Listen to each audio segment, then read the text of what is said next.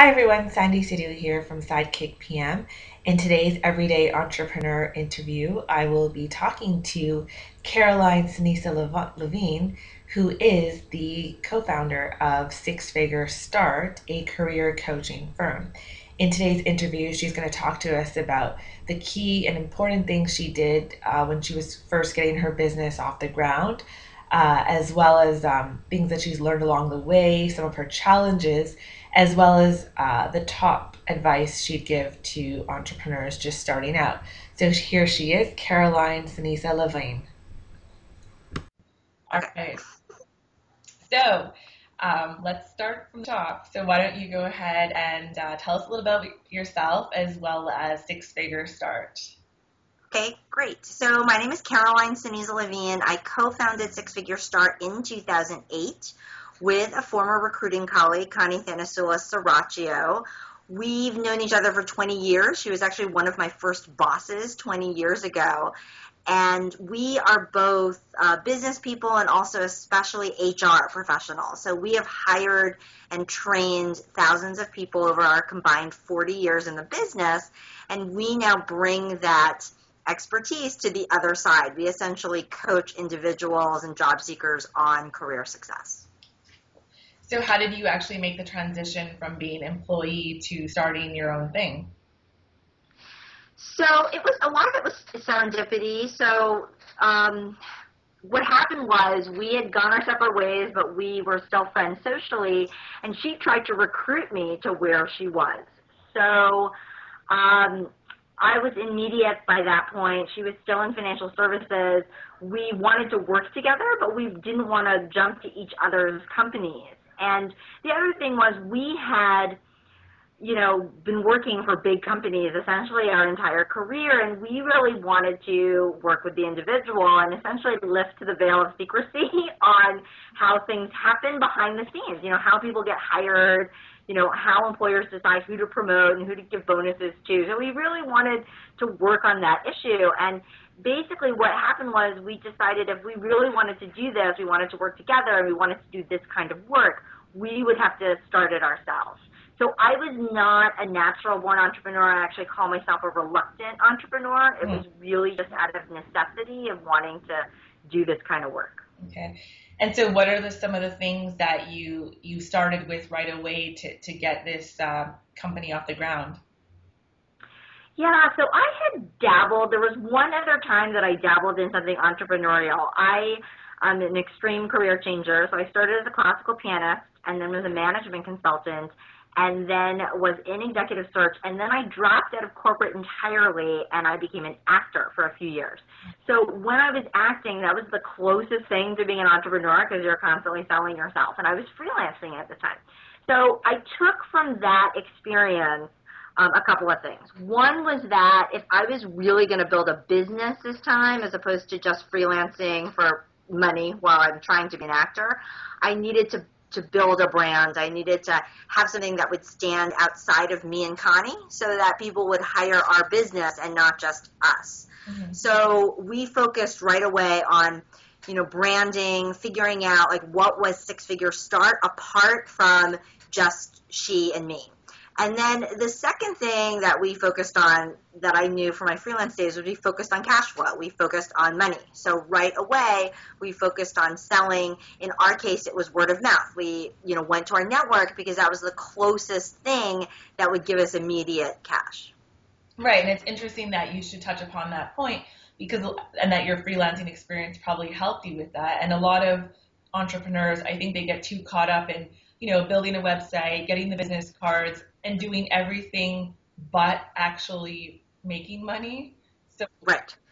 Yeah, so we definitely, and I needed to make this work because I bring in half of our household income. So it was very real for me that this was not going to be 6 months writing a business plan and thinking about it theoretically. So we, right away we focused on selling. We did a lot of things ourselves, to keep costs low. We did the whole Vistaprint, just very basic business cards. I did our first website. Now we have a real website. But in the beginning, we just built something very quick, on WordPress.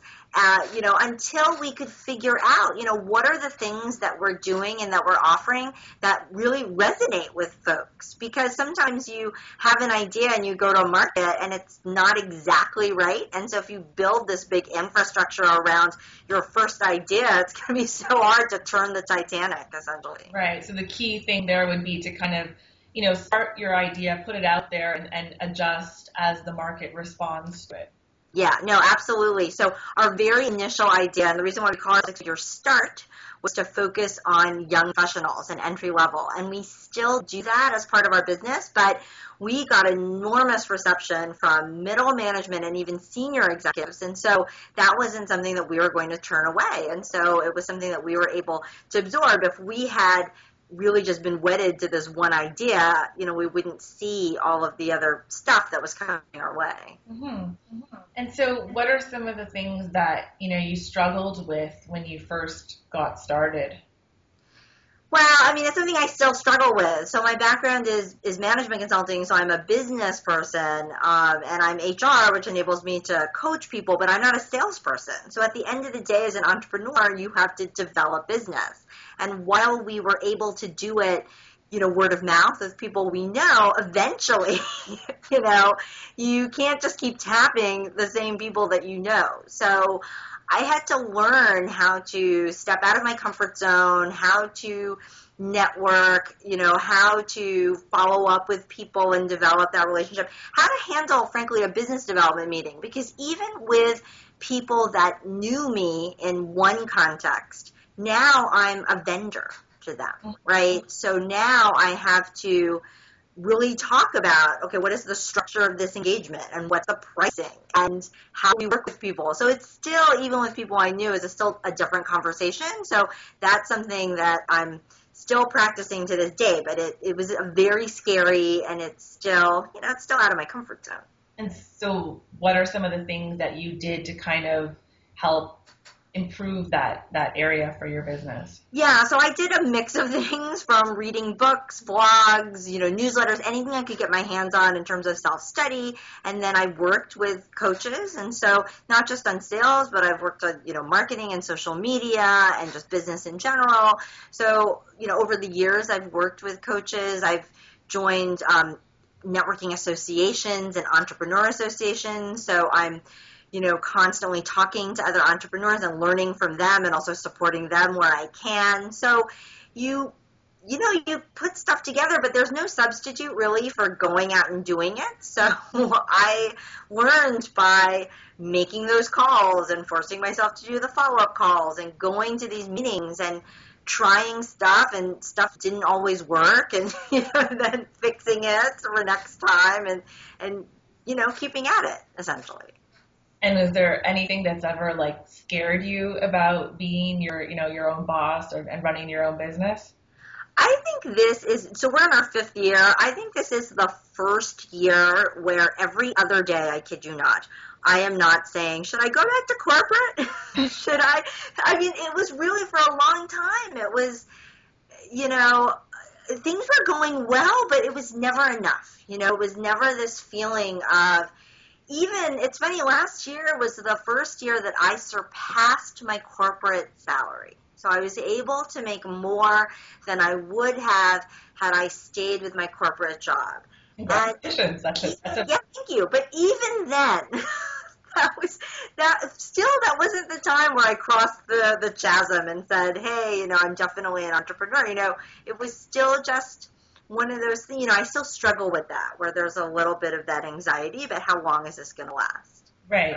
But I think it's also a nice accomplishment to know that you've done that on your own, that you've managed to, there's always that safety net and the security blanket of having the job, but here you've managed to create something that you're passionate about, and you've also managed to replace that salary. So now it's definitely fading in my memory, this desire to go back to corporate. It's just like, wow, I can't imagine doing it.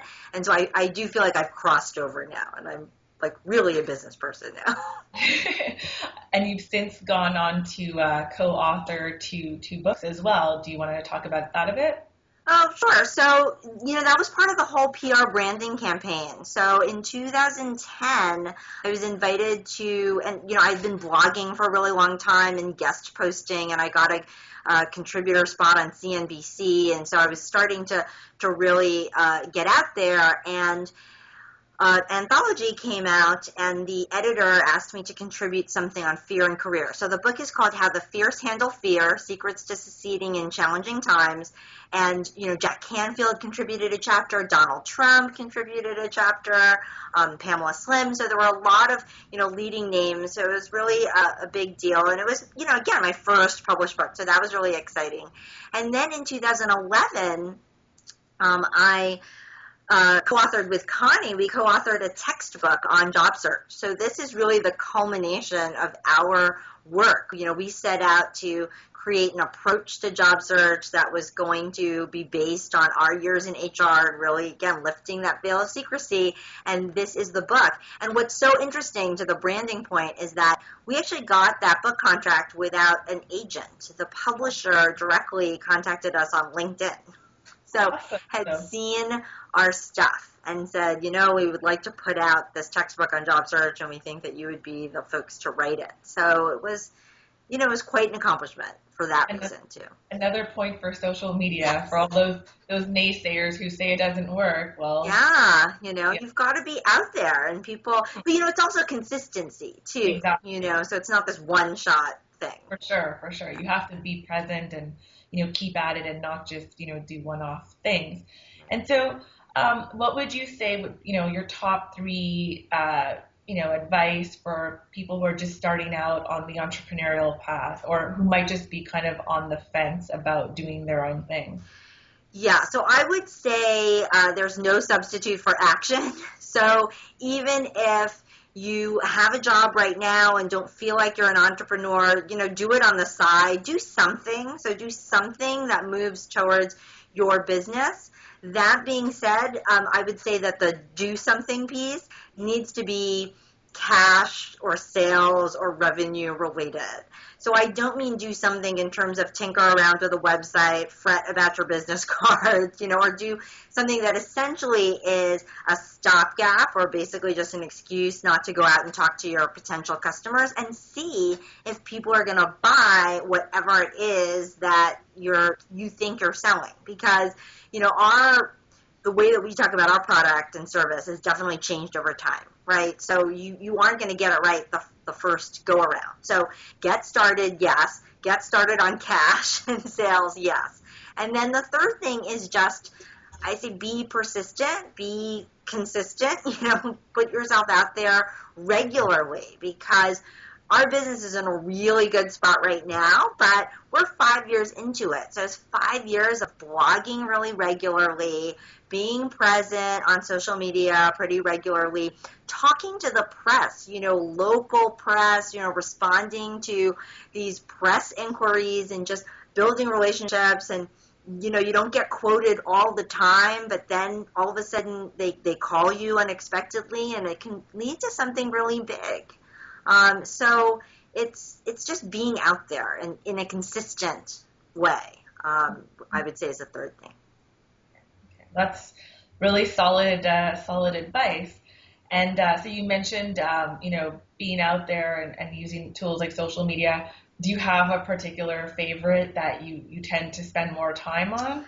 I am by no means a social media expert. So for me, I think a lot of it's going to depend on your business. For me, I have found I started with LinkedIn because I'm in the career coaching business. And, right. For me, it made sense, obvious, to be present on there because it is the professional social media site. And then it was only after I felt like I was comfortable there that I then added Twitter, and then I then added Facebook.